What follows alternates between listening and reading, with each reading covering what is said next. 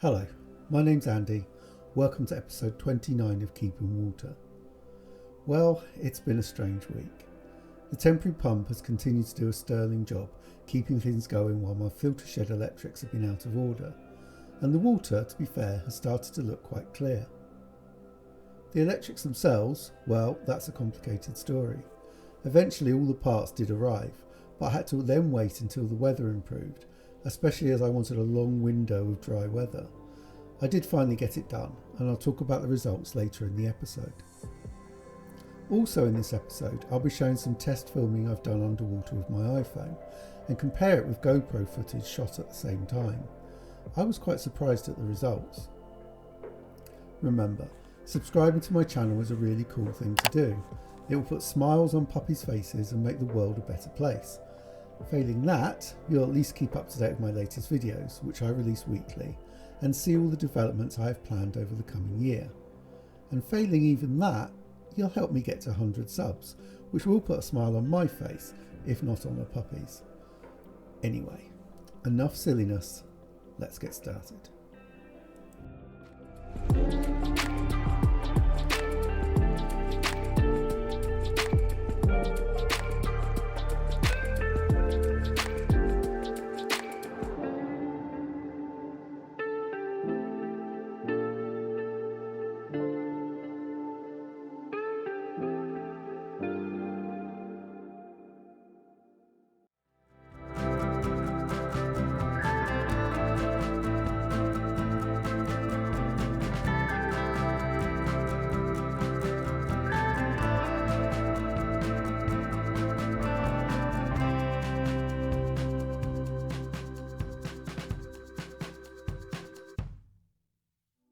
My GoPro, old though it is, has helped me film some cool footage of the fish.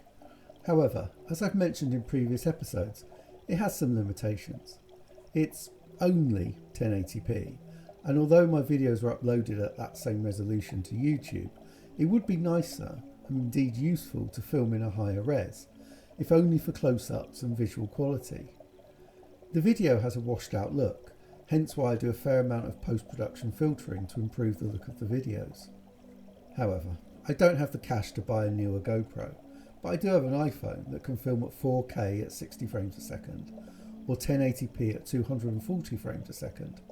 I also have a £5 waterproof pouch, which I have tested and does work.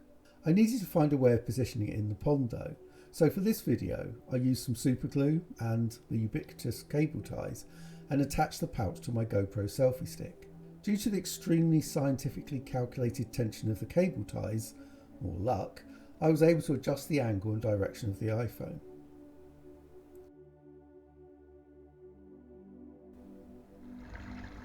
It was quite a good way of comparing the two cameras, as the view of each would obviously be quite similar.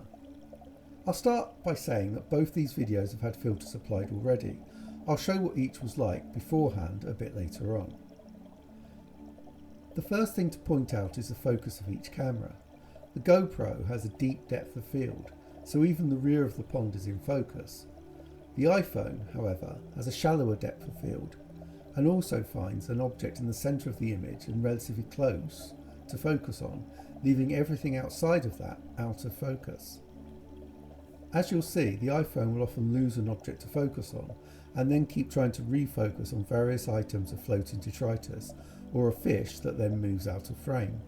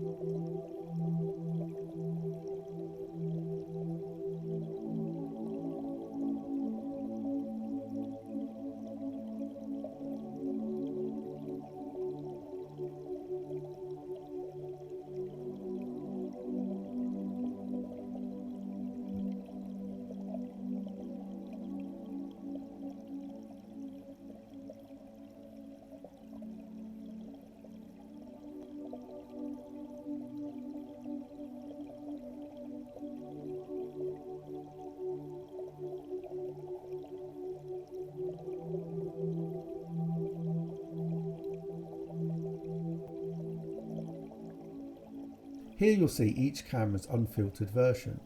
The iPhone appears to have a stronger orange colours, but otherwise is just as washed out as the GoPro, and again suffers with such a shallow depth of field.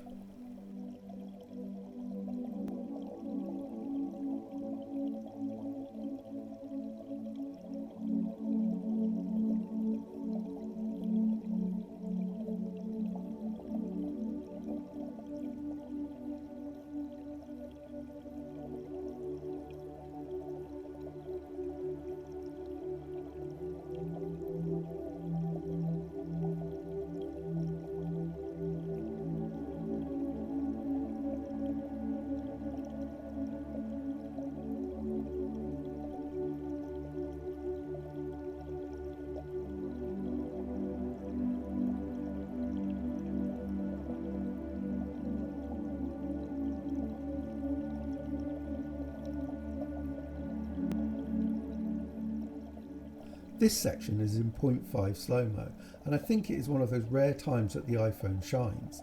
The higher frame rate of the original footage means a slowed down video is much smoother.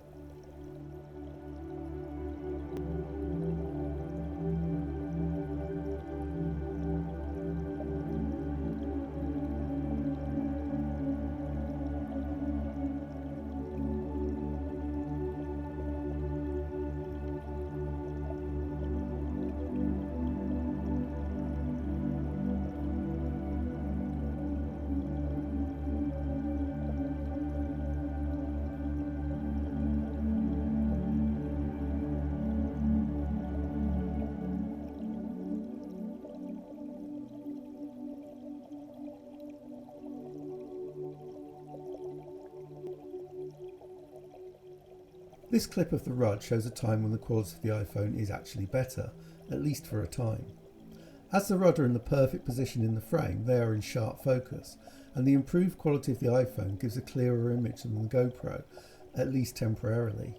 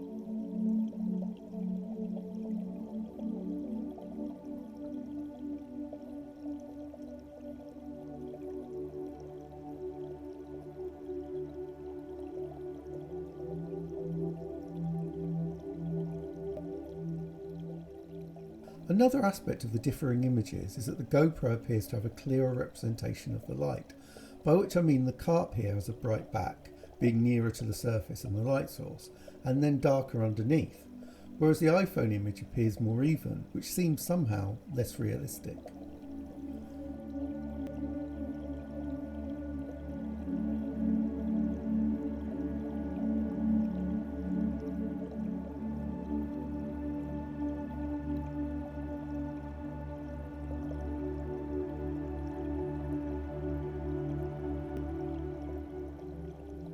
Here we'll have a closer look at pre and post filters. I'm generally happy that post-production gives a better and more representative look at the plants, the surfaces and the fish's colours for both cameras.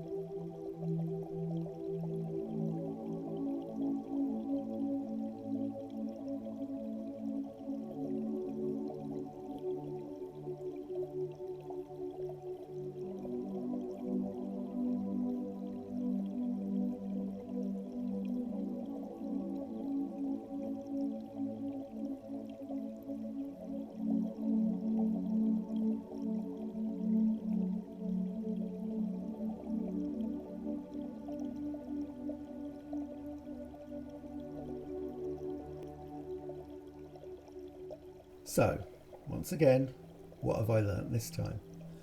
The GoPro wins.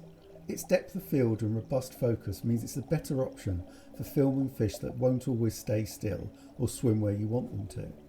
Except for those rare occasions when the fish are perfectly in frame and when using slow-mo, the iPhone has no real benefits over the GoPro, so I'm going to stick with it. I will also look into ways I can tinker with iPhone settings to help, and I'd also appreciate any suggestions you have.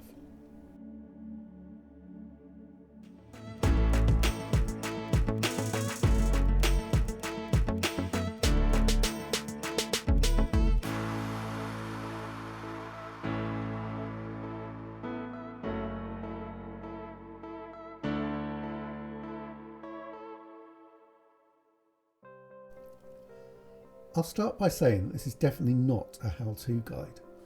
I think that electrics are something that only qualified electricians should guide others about, rather than someone like myself sharing second-hand information that I may not explain properly. It's too important. I was lucky to get some first-hand COVID-compliant guidance, which made completing this work pretty safe and successful. As I've said a few times, I'm not great at DIY, but the advice I got made this task not too arduous. Anyway, as I explained last week, my filter shed electrics failed completely, and eventually it was clear that the culprit was the Blagdon power supply that joined the armoured cable to the twin and earth cable. So, with some googling and an expert's advice, I chose some replacement connectors, as well as some miscellaneous tools that I needed but didn't already have. Once they all arrived, I just had to wait until the break in the constant rain, as one of the existing connectors, indeed the faulty one, was outside. I decided that I'd replace both of the Blagdon connectors. This was for a number of reasons, including that I didn't really trust them. I wanted consistency in the system, and I could kind of practice on the one in the shed before having to do the one outside. To be honest, thanks to the excellent guidance I was given, it was fairly simple. The whisker junction box is really well made and easy to work with, and even my clumsiness didn't get in the way. Once I'd installed the shed one, I had to wait till the next morning and a break in the rain to install the second one. I lifted the paving slab to access the buried cable and lengthen the available cable I had above ground. I fitted the new junction box, no issues, and in fact it went more simply than the first. The next, and probably worst phase, was to test that it actually worked. I connected the skimmer pump only to the switch box and then plugged in the source in the house. Nothing tripped. And turned on the pump in the shed and water flowed. Happy bloody days. I then reconnected all the equipment to the switch box and retested one by one. Everything worked. Except, seemingly, the main pump, as no water was flowing into the multi-bay. Looking in the pond, however, revealed that the pump was working, but it had once again detached itself from the pipework. So, waders on, into the pond, and then all was good. I really do need to sort that connection to the pump out properly. Anyway, to my delight, I have properly functioning electrics again. In fact, probably better than it was. I can continue now to work on the additions to my filtration. I will link to the products I used in the description below, but once again I can't state enough the importance of either getting in an electrician or at least getting first-hand guidance from one. Thank you so much for watching this episode of Keeping Water. I really do appreciate it. In next week's episode I'll be showing the initial work I've completed on the moving bed. There are 3 stages to putting it all together. Firstly, making holes for the pipework, fitting bulkheads and fixing the grid and supports. Secondly, installing the moving bed into the filter shed and therefore into the filtration system. And thirdly, adding media and tweaking aeration. Next week, if there are no more mini disasters, I'll be covering the first stage. If you'd like to see that progress, as well as the other projects I have planned, please subscribe to the channel. Thanks again for watching, and I'll see you next time.